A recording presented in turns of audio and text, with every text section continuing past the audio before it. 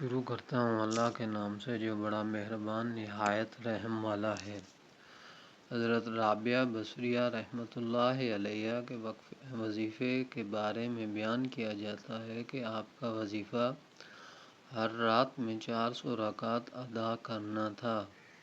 جب صبح کی پاؤں پھوٹتی تو مصلی پر بیٹھے بیٹھے لمحہ بھر کے لیے انہیں اونگ آتی، پھر وہ اٹھ کر کھڑی ہو جاتی اور کہتی، اے نفس، تو کب تک غفلت کا شکار رہے گا؟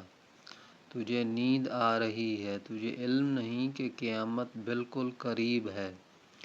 آپ کے پاس ایک اوڑھنی اور ایک ہی قمیض تھی جو اون کی بنی ہوئی تھی۔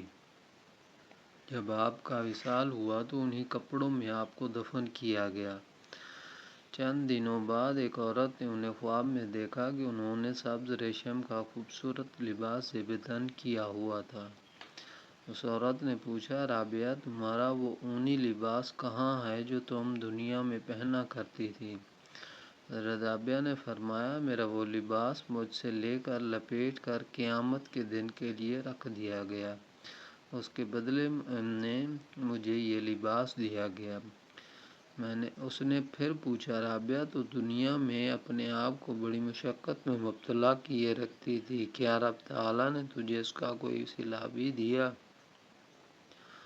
آپ نے فرمایا، ہاں، اللہ تعالیٰ نے جو انعام و کرام مجھ پر فرمایا ہے اس کے مقابلے میں تو وہ محنت و مشقت کچھ بھی نہیں۔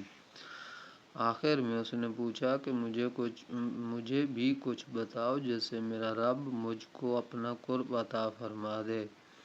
آپ نے فرمایا، صبح و شام کثرت سے اللہ کو یاد کیا کر۔